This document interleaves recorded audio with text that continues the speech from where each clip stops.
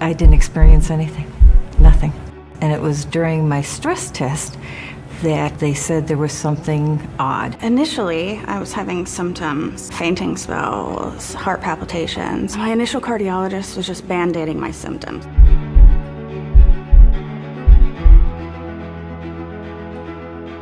I went to a male cardiologist who was trying to say that my problem was not a heart problem, it was a lung problem. And you worry, you know, and being a single parent, I worry that, you know, is my lifestyle going to catch up with me sometimes? When we look at the statistics and we see that more women die from heart disease than men, and we try to understand why is that happening, it's complex.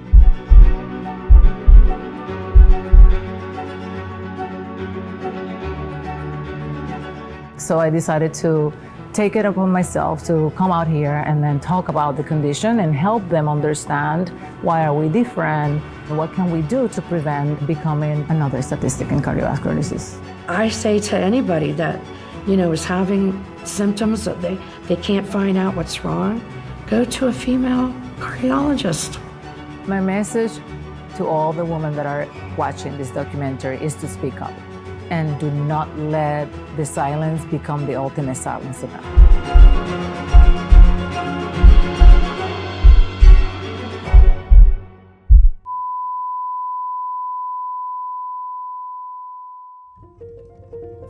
If they only knew more, if they only asked more, if they only said more. These are the powerful stories of women who made the conscious, life-saving decision to choose life over being a statistic. Hello, I'm Megan Clementi. Welcome to the first episode of the Heels vs. Ties docuseries, Treat Me Like a Woman. Whether you're a mother, daughter, sister, friend, or perhaps you're a man who has stumbled upon this with an important woman in your life, Dr. Nitza Alvarez, a board-certified cardiologist and one of the leading experts on women's heart disease, is on a mission to raise awareness and lower the death rate among women. Much of the premise of this docuseries is based on Dr. Alvarez's book, Heels vs. Ties, that for decades, if not centuries, women have been diagnosed and treated, as she puts it, like little men, rather than with the respect and understanding of our unique anatomy, biology, and symptoms. Women have been neglected, misdiagnosed, and undertreated. In fact, Dr. Alvarez recognizes how daunting but important the task of education is. Because according to the CDC, a little more than half of the women in the United States recognize that heart disease is their #1 killer. I started my journey in 1999 when I went to medical school in Puerto Rico, graduated from there in 2003 and moved to New York to complete my specialty in cardiology.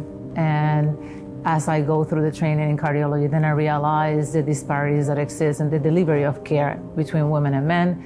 How come there's so many women still dying from heart disease and we still didn't understand very well? I am the oldest sibling of 10 kids, and 8 of those are women. My family, my mother, my sisters were my motivation, and then after that, of course, the experience at bedside with my patients, because now they have a diagnosis of heart disease that could have been prevented. We begin by taking a closer look at the disparity in how women are treated, both from the patient and practitioner perspective.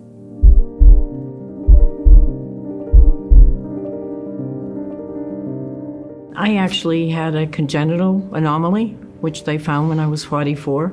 So they operated on it, they corrected it. So that was my first cardiac experience. Then later on, I had a heart attack. And I didn't realize I did. I was on my way to dinner. And I said, I think I have to go to the hospital instead. I actually went to 3 different cardiologists up in New York. And I had stress tests and everything. And they didn't find anything. They said I was fine, but I kept having these chest pains. You really have to be proactive, you know, and if you're having chest pains, you know, they shouldn't be dismissed because you're a woman and because you're younger. Considering my mother had a heart attack in front of me, and hers was not normal. You know, she had the jaw pain and stuff like that.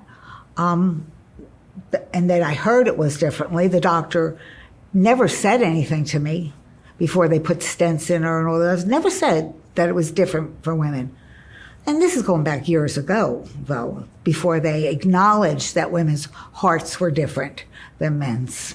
The thing about going to the ER when you have chest pain, being a woman, you feel embarrassed. You feel, oh my God, I shouldn't be here. Oh, I'm not that sick. No, I call 911 if I have to. No problem. And I'm not embarrassed because I know women are different. And then some. I was a golfer, and I was golfing the past 2 years, and I was running out of breath. The girls were running me to the hospital because they didn't know what was wrong with me. I really didn't have any idea what it would be. I thought maybe it was my breathing, my asthma, but it was not. I'd be sweating profusely, and I had to sit down. I had no energy, nothing. And this went on it just got worse over time, and it went on for 2 years. I went to a male cardiologist who was trying to say that my problem was not a heart problem, it was a lung problem. So I went to my pulmonologist, and he ran all these tests. And when I went back to my cardiologist, he said, no. He said, there's nothing wrong with your heart. He said, it's your breathing. I said, okay, bye.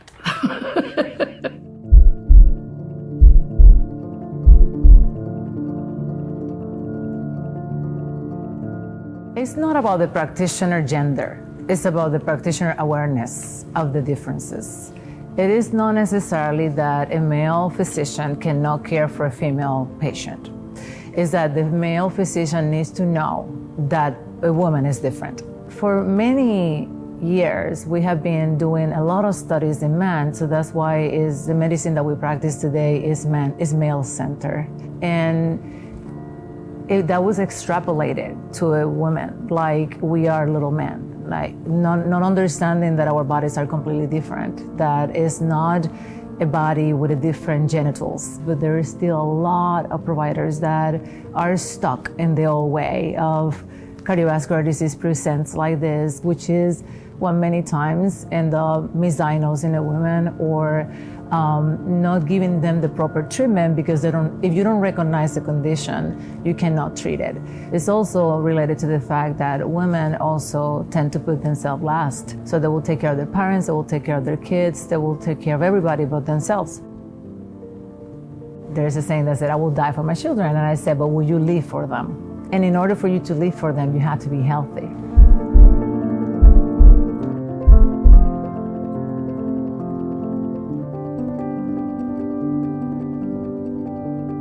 I think we put ourselves last. I really do. And we just don't have time to think of ourselves.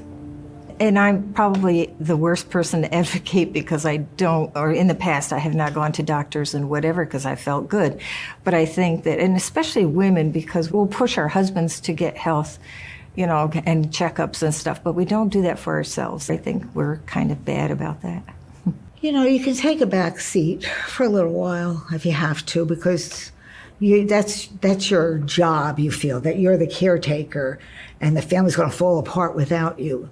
But if you're not there healthy, you can't take care of nobody. But I will squeeze it in somehow or another because I know I have to be healthy, especially for my daughter that's sick. I need to be healthy for her. It's a journey. It really is. My husband died last year, so it's really a new chapter for me. It is. It's really important now that I take care of my own health because, I'm by myself. But at that time, when you're a caregiver, you really don't think about it too much because you're so consumed with taking care of them. And I understand that it's important to take care of yourself also, except that I think most women just forget about themselves at those times when you're being a caregiver. So how do we, as women, begin to take a more proactive role in our healthcare? To be heard, to develop the confidence in pushing for more information, to be, as Dr. Alvarez says, the CEO of our own health and be our own best healthcare advocate. It begins with speaking up and speaking out, knowing our bodies, and knowing that we deserve the best care available. Nobody knows their body better than whoever lives in that body. So whenever I speak to women and I said, be your own advocate, what I mean is, if you don't feel good and you have been given a diagnosis that despite the treatment you're still not feeling good, or you don't feel good and nobody seems to understand what is happening with you, you don't have to settle for it. You have to continue to advocate for your own self, because eventually it can cost you your life. Initially, I was having symptoms, fainting spells, heart palpitations, and I was seeing another cardiologist for a long time, a few years, but nothing was getting better. I was on a lot of medication. I was just sick and tired of feeling sick and tired.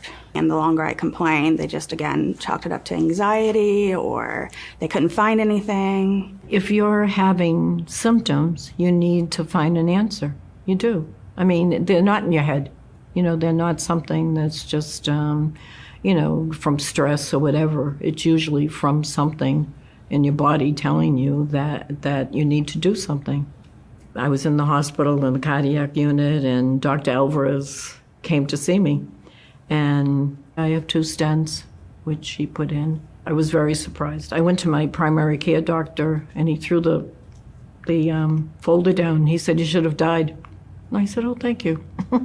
I think our generation, my generation, we were taught that they were right and we were wrong, basically. Listen to the doctor.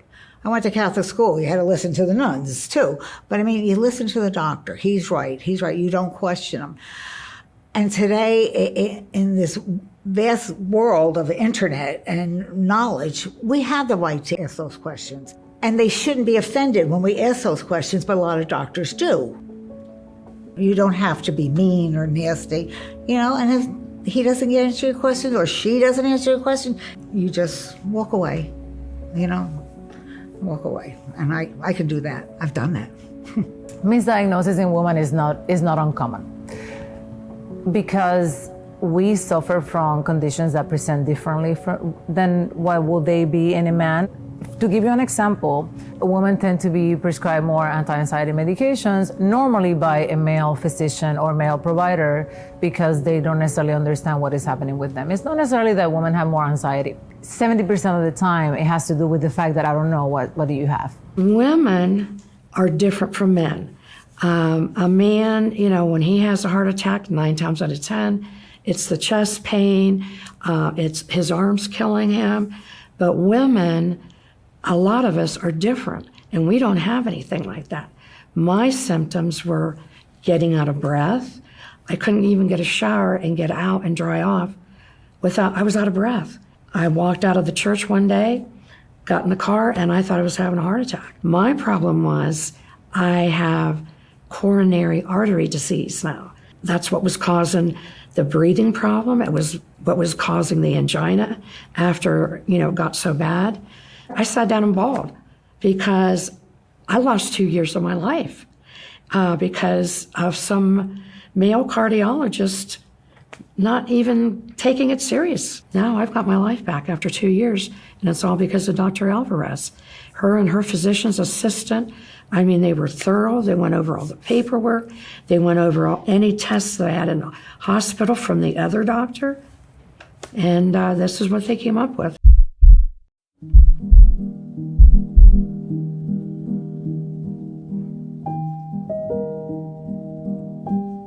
In my cardiology world, because I practice preventive cardiology, which I like to call it early intervention, is if you intervene early, if I know that you have certain risk factors, if you have a house that have a leak, will you wait until the next year can come to try to fix that, or will you wait until there's a hole in your roof, or do you try to fix it before that? So then that's actually the same analogy that I use for the health. I'm in really good health, or so I thought. So I've been a vegetarian for 40-some years. I'm very active, even though I'm in my 70s. I work 3 days a week. What happened was I signed up with some of my neighbors for a prevention program. And we have to go through a bunch of tests, like to get a baseline. So we had labs and we had x-rays and we had a stress test. And it was during my stress test that they said there was something odd. Well, in my case, I had a 99% blockage. So, yeah, I probably would have had a heart attack within 6 months. She was surprised I didn't have one already, and she said it probably would have been fatal. We practice in medicine that is a reactive medicine. That's why I like to call the health insurances the ill insurances. They're not for health. They are for illnesses. If people are relying on insurances to cover preventive care, then that will probably never happen. So we have to be willing to invest in our health. And yes, there's a little investment up front, but then it paid off long term. I don't have insurance, so everything for me is self-pay. So that's why I do a lot of the preventative treatments that I do. Since I'm paying out of pocket anyway, I'd rather do preventative treatments than end up having to come out of pocket, with hospitalization.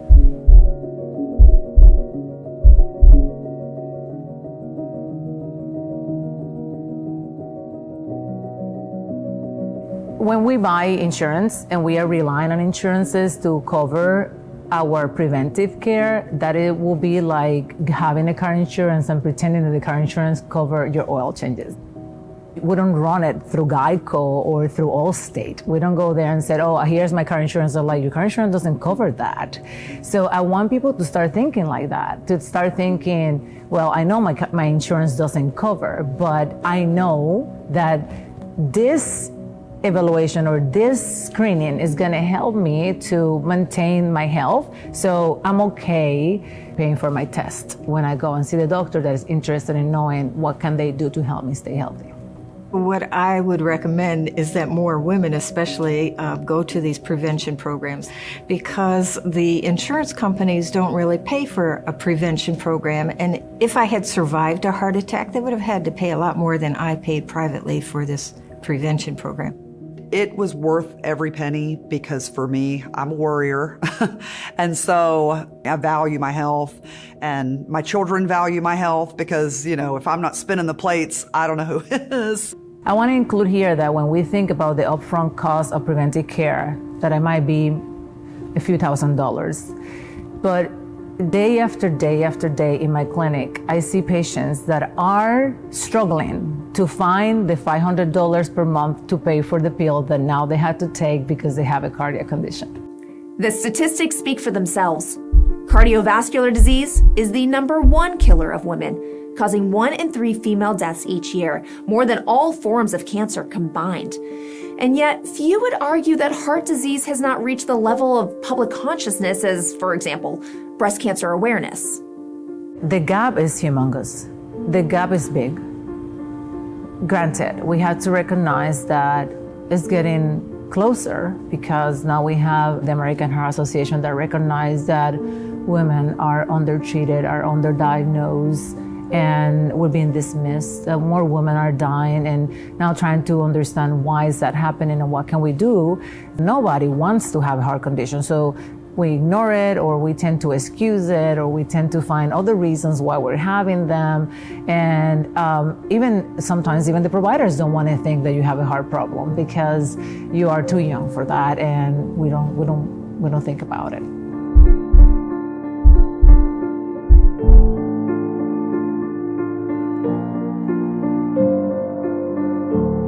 The education had to happen in 2 aspects. It had to happen from the provider that is going to deliver the care. It had to happen from the woman that is going to receive the care.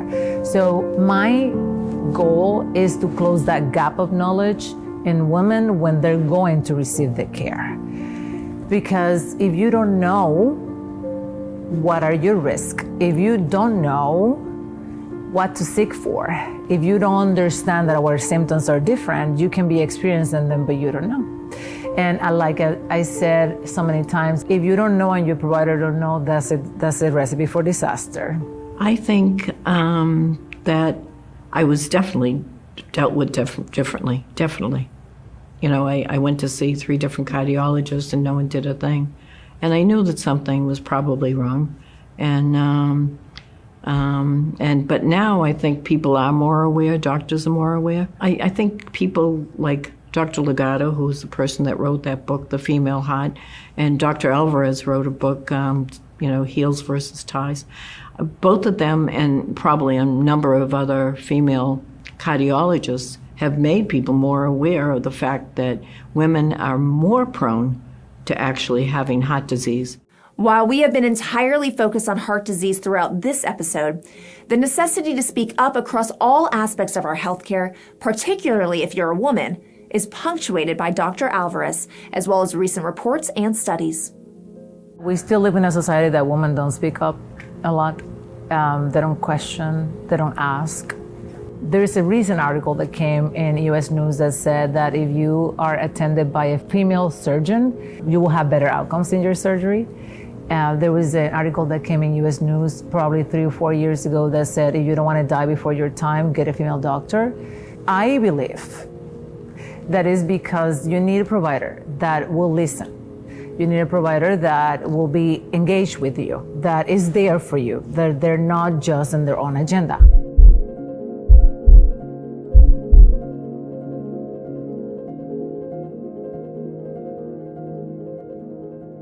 I think as women, you trust your physician to do the right thing for you, but sometimes we do feel like something else is wrong.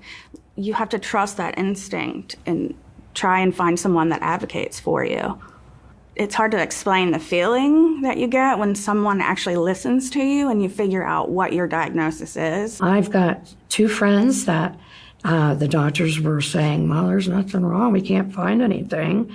We just don't know what to tell you. Well, I told them, you go to a different doctor. You think it's your heart, go to the female cardiologist, not a male. Nothing against the males. It's just that we're different from a man. Our bodies are different. I mean, I really think that. I mean, I'm trying to keep from crying, but Dr. Alvarez saved my life because she said I would have had a heart attack eventually on the golf course.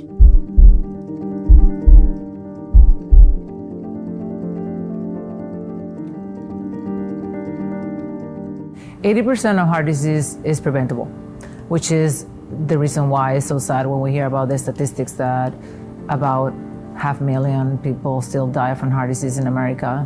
And when we think about women, about 380,000 women die from heart disease. It's preventable if you can, number one, live a life to prevent the disease, and also preventable if you can detect it on time so you don't become another statistic. Women's heart attacks and heart issues present very differently than men's. And I didn't know some of the symptoms that women either experience or even lack thereof don't experience versus what a traditional heart attack would be. And I'm in that age range now where you have to be a little bit more attuned and aware of, you're just transitioning into, an older lifestyle. And so you have to just be very cognizant of any little change. Sometimes you need to be aware of those because it could be something more serious. My message to all the women that are watching this documentary is to speak up. Never be embarrassed about activating emergency medical systems because you think that you have a heart problem and then you ended up in the emergency room and they tell you it's not your heart. Never be embarrassed to keep talking to your doctors about how are you feeling. Never be embarrassed about speaking about your symptoms because that is the reason why we continue to bury so many women. I got up one night and I had chest pains. And I said to my husband, call 911. He goes, what's the matter? I said, just call 911. Tell them I'm having chest pains. And I went. And they had no clue what was going on. And I said, ooh, maybe I shouldn't have called 911. I went home, went to see Dr. Alvarez, and she said, right away, don't ever think twice about calling 911 again because you didn't find nothing. That is an important lesson also to learn. If I pass the information to you and you pass the information forward, then more women are going to know that we're different, so they will know to seek medical attention. And hopefully through that cascade that we will create, we can save the life of thousands of women. I'm only one, but I count on you to be able to pass that information. I count on every woman that is watching this documentary, every woman that come in contact with you to be able to get this knowledge so we can continue saving more lives. In future episodes of this docuseries, we'll take a closer look at the efforts being made by Dr. Alvarez, the cardiology community, and even Congress to continue to close the gap in care between men and women. We'll also take a closer look at the power of a preventative approach to our healthcare, including the NITZAMD program, and why we often treat our cars better than our bodies. So why do we actually do take care of that car? Take it for checkups, maintenance, oil change, and check the brakes whenever we're gonna go on a trip, because we want to make sure that that car is working as its best, but we don't do the same thing with the body. And we'll put some women on the spot to test their knowledge of their own heart health. Some of their responses may surprise you. What amount of money would you guess they are estimating that it'll impact our own economy by the year 2035? I'd say 1.2 million, maybe. Over $1 trillion. On behalf of Dr. Nitza Alvarez and all of our brave and inspiring women who you've met during this episode, I'm Megan Clementi. Thank you for watching. We invite you to subscribe to the NITZAMD YouTube channel so you'll receive alerts when new episodes of this docuseries are posted. To see your potential risk level for cardiovascular disease, take a brief online quiz at NITZAMD.com. Heels vs. Ties, Living with Your Number One Threat is available on Amazon and Audible, or learn more at heelsversusties.com.